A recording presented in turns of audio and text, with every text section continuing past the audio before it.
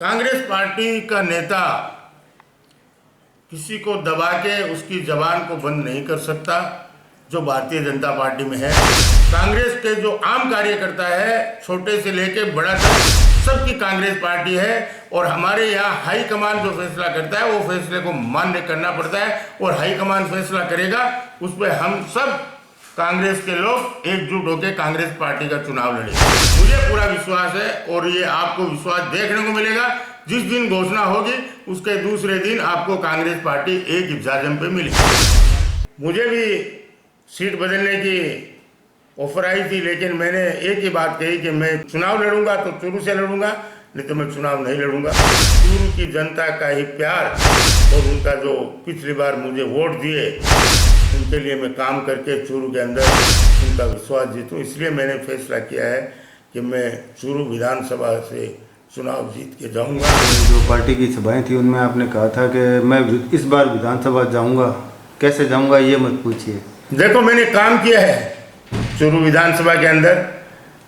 मुझे भी सीट बदलने की ऑफर आई थी, लेकिन मैंने एक ही बात कही कि मैं चुनाव लड़ूंगा तो चूरू से लड़ूंगा, नहीं तो मैं चुनाव नहीं लड़ूंगा। क्योंकि चूरू के अंदर मैंने काम किया है और लोगों से बहुत अच्छा व्यवहार रखा है, लोगों की मैंने सुनी है, हमारे जनता का मैंने सम्मान किया है और चूरू की जनता ने जो मुझे प्यार दिखाया है उसके लिए मुझे एक बार चूरू की जनता का ही प्यार और उनका जो पिछली बार मुझे वोट दिए उनके लिए मैं काम करके चूरू के अंदर उनका विश्वास जीतूं। इसलिए मैंने फैसला किया है कि मैं चूरू विधानसभा से चुनाव जीत के जाऊंगा। मुझे पूरा विश्वास है चूरू के आम जन, आम कार्यकर्ता, आम लोग, सब लोग चाहते हैं कि एक बार रफीक मंडेलिया को विधानसभा भेजे। इसलिए मैंने कहा कि मैं चूरू विधानसभा जाऊंगा। कैसे जाऊंगा ये तो आप सबको पता है कि चूरू की जनता रफीक मंडेलिया को चाहती है। इसलिए मैंने कहा कि मैं विधानसभा जाऊंगा। ये मत पूछो कैसे जाऊंगा। अब जनता मुझे वोट देगी, जनता मुझे जिता के भेजेगी, ये आपके सामने आएगा और मैं विधानसभा जाऊंगा। इसको ये माना जाए कि अगर आप पार्टी आपकी टिकट काटती है तो आप निर्दलीय चुनाव मैदान में आएंगे? देखो, ये फैसला तो टिकट घोषणा होने के बाद होगा और मैंने काम किया है चूरू के अंदर और मुझे पूरा विश्वास है हाईकमान पे कि टिकट मुझे ही मिलेगी और ये फैसला मेरे हाथ में आएगा। ये पूर्ण विश्वास है मुझे। सर, 2008 के अंदर जो मंडेलिया परिवार है उन्होंने हरलाल सारण को हराया था। अगर आपको टिकट मिलती है तो क्या उम्मीद है आपको, क्या दावेदारी करेंगे? देखो, मुझे टिकट मिली और कांग्रेस हाईकमान ने मेरे नाम पे फैसला किया तो मैं समझता हूँ कि सबसे बड़ी हार होगी भारतीय जनता पार्टी की तो वो चूरू की होगी। ऑब्जेक्शन किया है आपके एक पोस्टर के ऊपर जिसके अंदर अपने आप को अपने चूरू विधानसभा क्षेत्र से प्रत्याशी बताया है, क्या कहेंगे? देखो, ऐसा है टिप्पणी करना अलग बात है। इससे पहले मैं विधानसभा प्रत्याशी रहा हूँ, लोकसभा भी प्रत्याशी रहा हूँ और वो जो पोस्टर था तो वो हिसाब से उसमें वो लगा था। आज जो चुनाव है 2023 का, उसके अंदर हाईकमान क्या फैसला करते हैं, जब तक फैसला नहीं आता, जब तक मैं प्रत्याशी हूँ, उसके बाद में नया कोई कैंडिडेट आता है तो वो प्रत्याशी बनेगा। हमने कोई ऐसी घोषणा नहीं की है कि जब तक हाईकमान का फैसला नहीं आता, जब तक हम कैंडिडेट हैं। हमने भी टिकट मांगा है और भी हमारे भाइयों ने टिकट मांगा है और टिकट मांगना कोई बुराई नहीं है, हर आदमी का हक बनता है। जब तक घोषणा हाईकमान की तरफ से नहीं आएगी, जब तक कोई कैंडिडेट फाइनल नहीं है। घोषणा करना हाईकमान का काम है।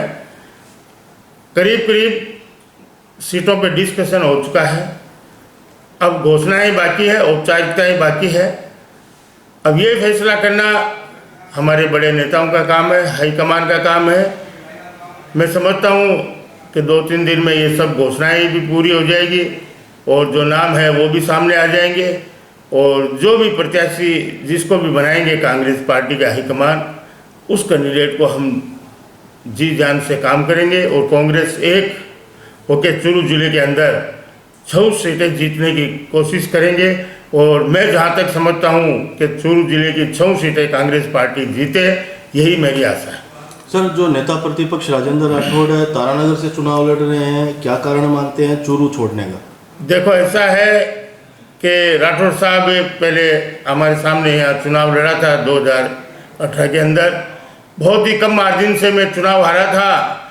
और राठौड़ साहब को पता है कि अब की बार मैं चूरू में चुनाव लड़ूंगा तो शायद मैं चुनाव हार सकता हूं, और उन्होंने बड़ी समझदारी से अपना निर्णय लेके तारानगर चले गए। और ये पहले भी वो तारानगर चुनाव लड़ चुके हैं, तो इसमें कोई बात नहीं है कि पार्टी इधर उधर फैसला करती है, उनको भेजती है, वो चले गए। और अभी हरलाल जी सारण साहब यहाँ के उम्मीदवार है, अब उनसे मुकाबला होगा। जो भी उम्मीदवार आता है, देखो राजेंद्र राठौड़ साहब तो बहुत बड़े नेता है, टिकट बांटने वाले हैं, वो तो कहीं भी जा सकते हैं। और उन्होंने ये फैसला लेके चूरू को, लेकिन मैं समझता हूँ कि उन्होंने समझा होगा कि मैं चूरू में चुनाव हार जाऊँगा, इसलिए वो तारानगर चले गए। कारण उन्होंने कहा है कि कांग्रेस चूरू में बाप बेटे की पार्टी है, और उन्होंने दावा किया है कि 18,500 वोटों से वो जीतेंगे। देखो, आरोप लगाना भारतीय जनता पार्टी का काम रहा है। मैं हरलाल जी को बताना चाहता हूँ कि चूरू कांग्रेस एक है और एक रहेगी। टिकट मांगना एक अलग बात है, और कांग्रेस पार्टी का नेता किसी को दबा के उसकी जबान को बंद नहीं कर सकता, जो भारतीय जनता पार्टी में है। एक ही बात है कि टिकट मांगना सबका राइट है, और आप टिकट की घोषणा होने दो।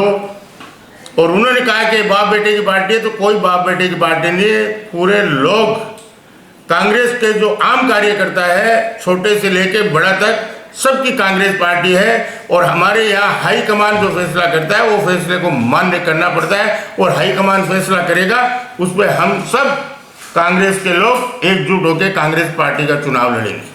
चूरू कांग्रेस बिखरी बिखरी सी नजर आती है, कैसे एक दर्जन पे लेके? नहीं, बिल्कुल भी बिखरी हुई नहीं है। आप घोषणा होने दो, सब कांग्रेस के लोग आपको एक जाजम पे मिलेंगे। पहले भी आपने देखा है, पिछली बार भी ऐसे ही 30 लोगों ने टिकट मांगी थी, लेकिन घोषणा होने के बाद कांग्रेस पार्टी एक जाजम पे रहेगी। मुझे पूरा विश्वास है, और ये आपको विश्वास देखने को मिलेगा। जिस दिन घोषणा होगी उसके दूसरे दिन आपको कांग्रेस पार्टी एक जाजम पे मिलेगी। हरलाल सारण ने दावा किया है कि 18,500 मतों से वो जीतेंगे। देखो, वो जीतेंगे या हम जीतेंगे, ये तो मतदाता तय करेंगे। लेकिन मैं आपको पहले भी बता चुका हूं कि कांग्रेस पार्टी सबसे ज़्यादा लीड करेगी, तो उसका नाम चूरू है। और चूरू के अंदर हरलाल जी सबसे ज़्यादा वोट से चुनाव हारेंगे, ये भी एक रिकॉर्ड बनेगा। जो बात सामने आती है, दावा किया जाता है कि माइनॉरिटी के वोट ज़्यादा बढ़े हैं इस बार, इसलिए जो राजेंद्र राठौड़ है वो चूरू छोड़ कर गए। नहीं, ऐसा नहीं है, सब मतदाता बड़े हैं। जिनके मत बड़े हैं, वो चाहे माइनॉरिटी का हो, चाहे जाट समाज का हो, चाहे राजपूत समाज का हो, या और ब्राह्मण समाज का हो, जो वोट बड़े हैं वो सब समाज के बड़े। कोई ऐसा नहीं है कि माइनॉरिटी के वोट बड़े। राठौड़ साहब तो इसलिए चले गए क्योंकि वोट का अंतर पिछली बार बहुत कम था, और वो बहुत हारते हारते चुनाव में बच गए। इसलिए आदमी को भय रहता है कि मैं यहाँ से तारानगर चला जाऊं, और वो तारानगर चले गए, और वो ये इनको हरलाल जी को उम्मीदवार बना दिया। अब लेकिन ये मैं आपको बताता हूँ कि ये तय है कि 6 सीटों के अंदर सबसे लीड होगी तो वो चूरू विधानसभा की होगी।